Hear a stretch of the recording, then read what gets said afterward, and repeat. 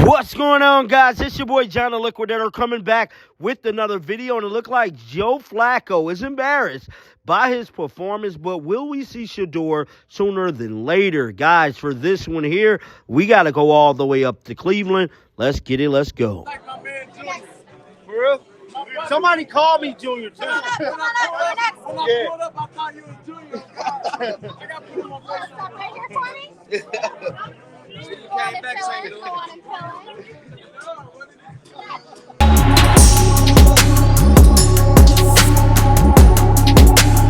in. Well, the moment everybody knew was coming was Joe Flacco was going to eventually implode. And that's exactly what happened today. This is the second straight week that Joe Flacco has had two costly turnovers. And I'm here to tell you that is 4 on the season. Last week, people was making excuses for a good old Joe. And today, you just cannot do that. It's time to see Shador. And what's even more crazy about all of this is that they put Dylan Gabriel in, and he threw a touchdown. I mean, now they're going to argue that Dylan Gabriel should play, but to me, I think they should run both of the rookie quarterbacks. If they want to win this year, they're going to have to bench Joe Flacco. Like, there's no way around it. We're going to have to see Shador at some point in time, and I think that time is now, bro.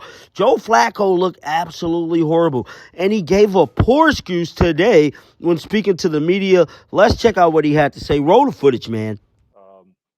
They find a way.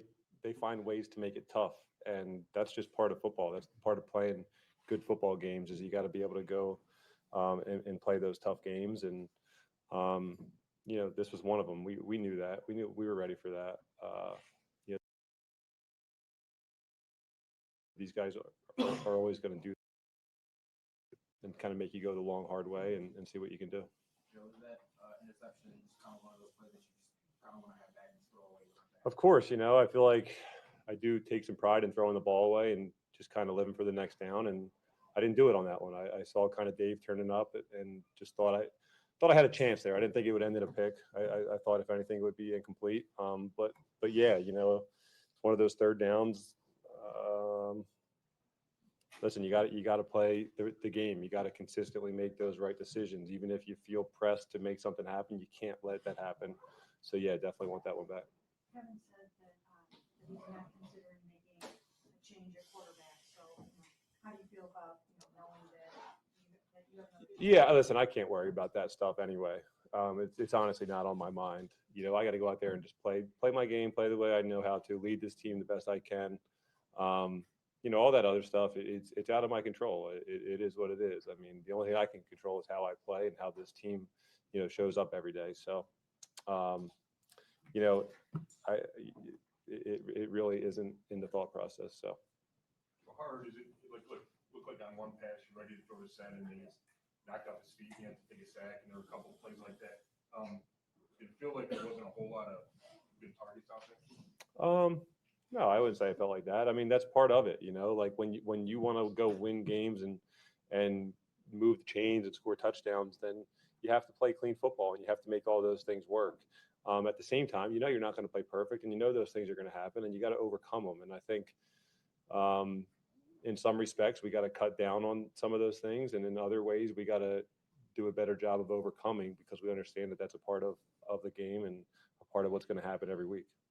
Judkins ripped one off after you were removed from the game, but what kind of an impact did he have on running? Yeah, it was good to see him out there. You could tell he's got some juice in his legs, and he's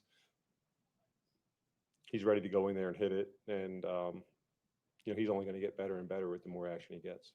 How about the sack fumble? Kind of what? I don't know. I'm embarrassed about it. The fact that came out of my hand, and Joe, was there any emotion after the first snap? It was yeah. Listen, I've been here so much. I know that that's easy to talk about, but it wasn't. We're professionals, and you got to be able to go out there and play the game without really having that be a part of it. And I think I was. Yeah. I mean, yeah, it was cool to see some ex-teammates, but you get to do that, here and there, depending on where you go anyway, because you're playing against guys that you've played with and stuff like that. So. I've said it all week. This place is a special place to play.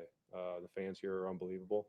But beyond that, it's a football game. listen, when you go out there and you strap it up, there's no mistaking, what football is, and you got to be ready to go. So I felt like I was today. Pre-game, you talked with Coach Harbaugh in midfield. Can you share a little bit about what you talked about with him? I don't even know if I remember. Just saying hi to each other, catching up, just kind of like everybody would if they hadn't seen each other for a little bit. Nothing special, nothing crazy, just good, normal stuff, He's doing a hell of a job over there, and it's cool to see guys that you've done some stuff with. So You guys didn't just lose, obviously, you lost in a big way. Does that make this so much worse that you weren't able to come in here and keep it nice and close and give them a really tough game? I think you always want to go give people a tough game and come out on the good side of it. Hey, anytime you lose, I don't think there's any way to like make it better or worse. You definitely feel a little bit embarrassed when you lose like this, but that's part of what you got to deal with when you're in this league and you're on we're all fortunate to be in positions we are. And I hope that we can realize that and just get back to work and, prove that this was an anomaly and that it won't happen again. How hard of a test is that, Joe, especially for a team with a bunch of young guys? Yeah. Hey, listen, I think you could probably look at it either way. When you have old guys, young guys, I think those young guys in that locker room, they have a good head on their shoulders, and they're excited about going out there and making a name for themselves and being a part of a good football team. I think they're eager to just get out there and play good football. So I don't think we got to worry about them. And I think we have enough veterans to kind of lead the way on that. Listen, it's hard when you start off the season, the way we have. There's a lot of tests that you face in this league, and it's very easy to just put your head down, tuck your tail between your legs and run off. And, I just don't see that in the guys in that locker room. So, and I honestly didn't see it today. We're fighting out there and we're doing, we're trying. Are we doing things to our best ability? Are we playing as good as we can? We're not. But we got guys that are trying hard in there, and I have all the confidence in the world that we're going to continue to have those guys do that same thing. How about Cedric Tillman struggled a little bit early on, came back and made that touchdown catch. Mm-hmm. Yeah. Yeah. Listen, you got to be able to shake plays off and go out and do the next thing and just continue to just do things the right way. Just do your job. There's 11 guys out there and they each have their own job. And that's what makes a football team go. It's not just one guy here and there going rogue and making all the plays. So I think you just got to focus on the little things. And, we talk about that all the time. We talk about wanting to be a football team that doesn't make mistakes and doesn't beat ourselves. But at the same time, we also talk about being able to move past things like that. And hopefully we're building a bunch of guys that are capable of doing that. Joe, in terms of, back in Baltimore, as you're getting older and older, like, I know you said it's just a football game, do you kind of think of appreciation, games like this and other games you'll get to play against next teams also? It's so hard to have that perspective when you're in the middle of it all. We're trying so hard to win football games, and that's really all you're worried about. I'm not playing because, I'm not out there playing football and taking the field every Sunday, just because I want good moments, and I don't know how to say it, but I'm out there playing because I feel like I can do it at a high level and I want to win football games. It's really it's no different than it's been my whole career. And I think from the outside, it's easy to look at that and say, oh yeah, like he's done this, he's done that, he's just having fun. And I am having fun, but it's about winning, being a part of a winning football team, going to battle with those guys in the locker room.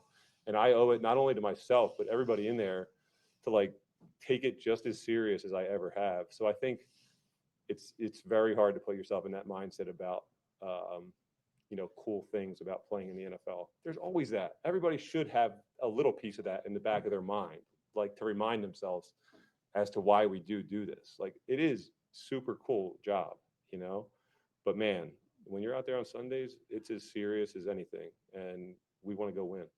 Joe, in retrospect, it was a very unique position you were in, being quote in the middle of it all. Did you think you handled it properly? With what? Just coming back. Today? Yeah.